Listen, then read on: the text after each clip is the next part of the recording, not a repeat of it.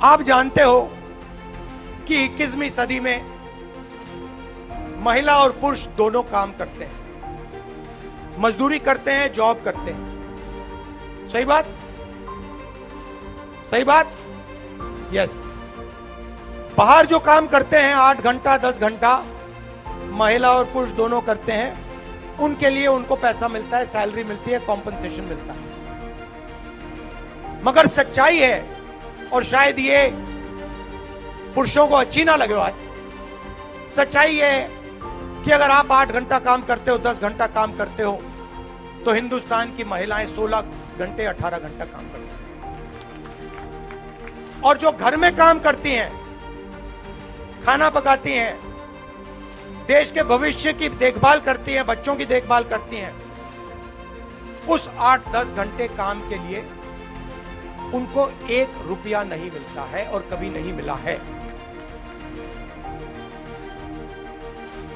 देखा, ये जो पुरुष हैं इन्होंने ताली इतनी जोरों से नहीं बजाई, इसको जोर से बजाइए, ये सच्चाई है, इसको छुपाया नहीं जा सकता है, ये हर घर जानता है। तो हम महालक्ष्मी योजना ला रहे हैं। अब ये महालक्ष्मी योजना क्या है मैं बता रहा हूं। हिंदुस्तान के सबसे गरीब परिवारों की लिस्ट बनेगी, करोड़ों नाम होंगे उसमें। उस लिस्ट में से हर परिवार में से एक महिला का नाम चुना जाएगा और उस महिला के बैंक अकाउंट में हिंदुस्तान की सरकार हर साल 1 लाख रुपए अंदर डाल देगी। हर महीने 1 तारीख को करोड़ों लोग जागेंगे, बैंक अकाउंट में 8,500 रुपए महीने के खटाखट खटाखट खटाखट खटाखट खटाखट।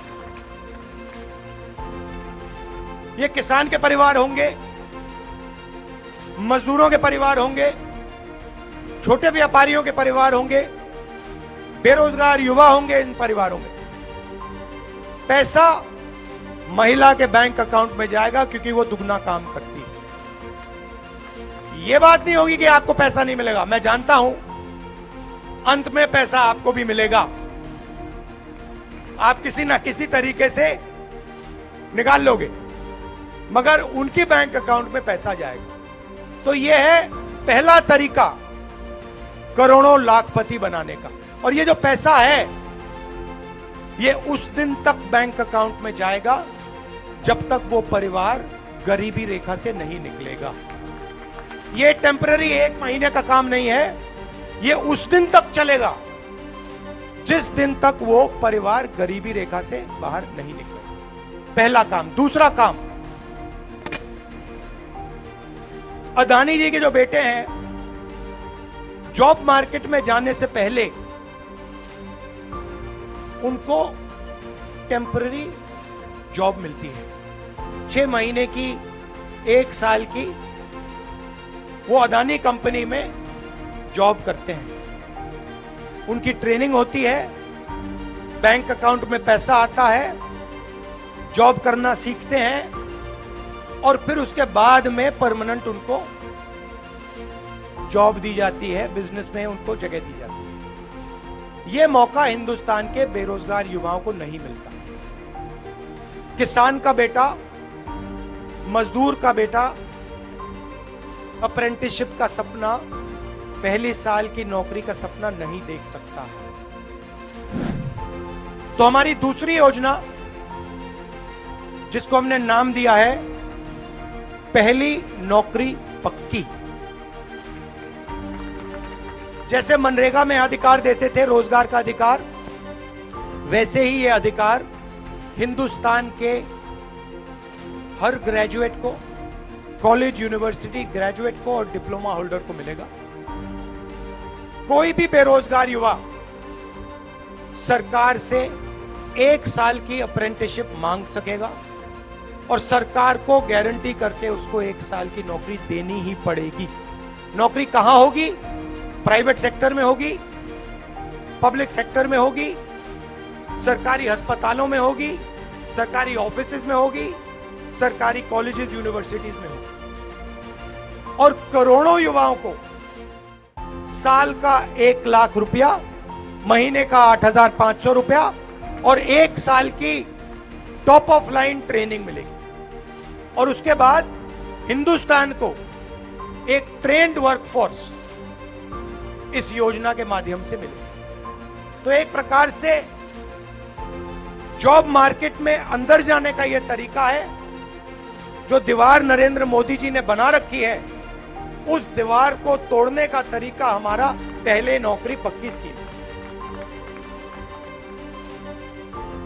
अब किसान कहेंगे, देखिए राहुल जी, आपने महिलाओं का कर दिया काम, बेरोजगार युवाओं को, बच्चों की आपने देखभाल कर दी, हमारा क्या होगा?